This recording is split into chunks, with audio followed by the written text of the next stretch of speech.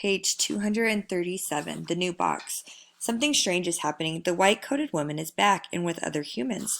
They place a large box in the center of the ring. It's Ruby-sized. And suddenly, I know why the woman is here. She's here to take Ruby away. Training.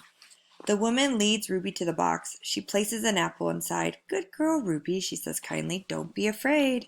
Ruby inspects the box with her trunk. The woman makes a clicking sound with a little piece of metal she is holding in her hand. She gives Ruby a piece of carrot. Each time Ruby touches the box, she gets a click and a treat. Why is she making that clicking noise? I ask Bob. They do that to dogs all the time, Bob says. I could tell he doesn't approve. It's called clicker training. They want Ruby to associate the noise with the treat. When she does something they want, they make that noise. Great job, Ruby, the woman says. You're a quick study. After many clicks and carrots, she takes Ruby back to her cage.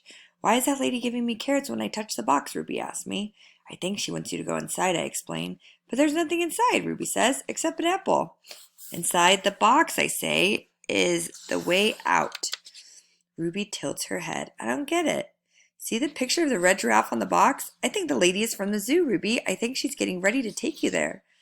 I wait for Ruby to trumpet with joy, but instead, she just stares at the box in silence. I'm not sure you understand. That box might be taking you to a place where there are other elephants. I say, a place with more room and humans who care about you. But even as I say these words, I remember with a shudder the last box I was in. I don't want a zoo, Ruby says. I want you and Bob and Julia. This is my home. No, Ruby, I say. This is your prison. Poking and prodding. The lady comes again. She brings an animal doctor with an awful smell and a dangerous-looking bag. He spends an hour with Ruby, poking and prodding. He looks at her eyes, her feet, her trunk.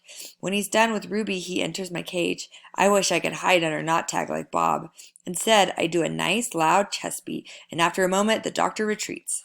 We're going to need to put this one under, he says. I'm not quite sure what he means, but I strut around my cage, feeling victorious anyways. No painting. No one asked me to paint today. No one asked Ruby to perform. There are no shows, no visitors, unless you count the protesters. Max stays in his office all day. More boxes. I wake up from a long morning nap.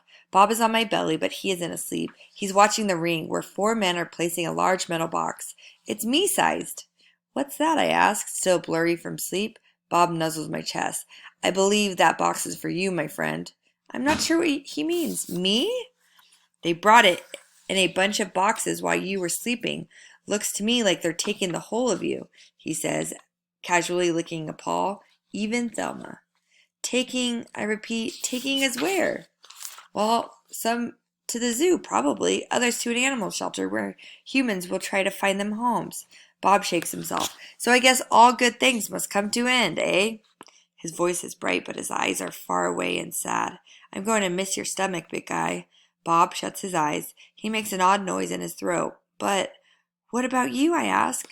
I can't tell if Bob's just pretending to sleep, but he doesn't answer. I gaze at the huge, shadowy box, and suddenly I understand how Ruby feels.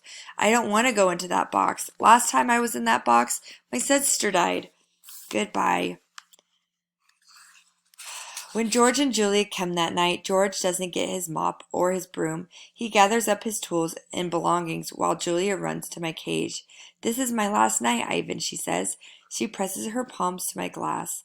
Mac fired my dad. Tears slip down her cheeks. But the zoo lady said maybe they'll have an opening there in a while, cleaning cages and stuff. I walk to the glass that separates us. I put my hand where Julia's is, palm to palm, finger to finger. My hand is bigger, but they're not so different. I'm going to miss you, Julia says, and Ruby and Bob, but this is a good thing. Really it is. You deserve a different life. I stare into her dark eyes, and I wish I had words for her. Sniffling, she goes to Ruby's cage. Have a good life, Ruby, she says. Ruby makes a little rumbling sound. She puts her trunk between the bars and touches Julia's shoulder. Where is Bob anyway? Julia asks. She looks around under the tables, in my cage, but by the trash can. Dad, she calls. Have you seen Bob? Bob? Nope, George says.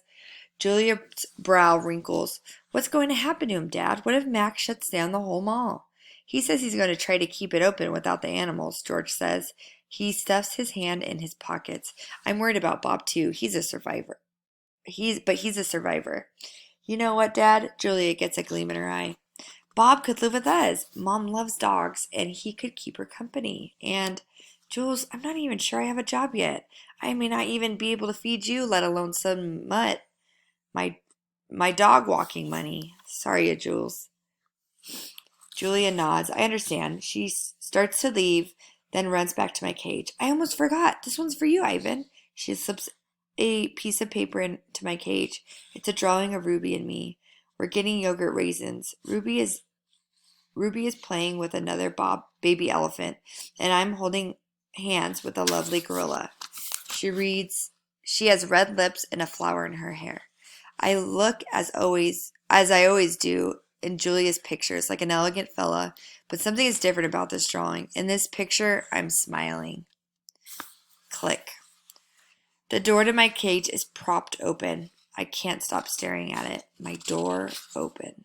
The giant box has been moved and it's open too. The humans have pushed it up against the doorway. If I walk through that door, I enter their box. The zoo lady, whose name is Maya, is here again. Click, yogurt raisin. Click, tiny marshmallow. Click, ripe papaya. Click, apple slice. Hour after hour, click after click. I look over at Ruby and she waits to see what I will do. I touch the box. I sniff the dark interior where a ripe mango awaits. Click, click, click. I have to do it. Ruby is watching me from between the bars of her cage, and this box is a way out. I step inside. An idea. After I leave the box and step back into my cage, I get an idea, a good one. I tell Bob he can sneak into my box with me and live at the zoo. Have you forgotten? I'm a wild beast, Ivan, he says, sniffing the floor for crumbs. I am untamed, undaunted. Bob samples a piece of celery and spits it out. Besides, they'd notice. Humans are dumb. They're not that dumb. Respect. Ivan, Ruby says, do you think the other elephants will like me? I think they'll love you, Ruby. You'll be part of their family. Do you think other gorillas will like you? Ruby asks. I'm a silverback, Ruby, a leader. I put my shoulders and hold my head high. They don't have to like me. They have to respect me. Even as I tell her this, I wonder if I could ever command their respect. I haven't much practice being a real gorilla, much less a silverback. Do you think the other elephants will know any jokes? If they don't, I tell her you can teach them. Ruby flaps her ears. She flicks her tail. You know what, Ivan? What? I ask. I think I'm going to go into the box tomorrow. I gaze at her fondly. I think that's a good idea, and I think Stella would have agreed. Do you think the other elephants will know how to play tag? I love tag. Me too, I say. I think my nimble sister racing through the brush, always just out of my reach.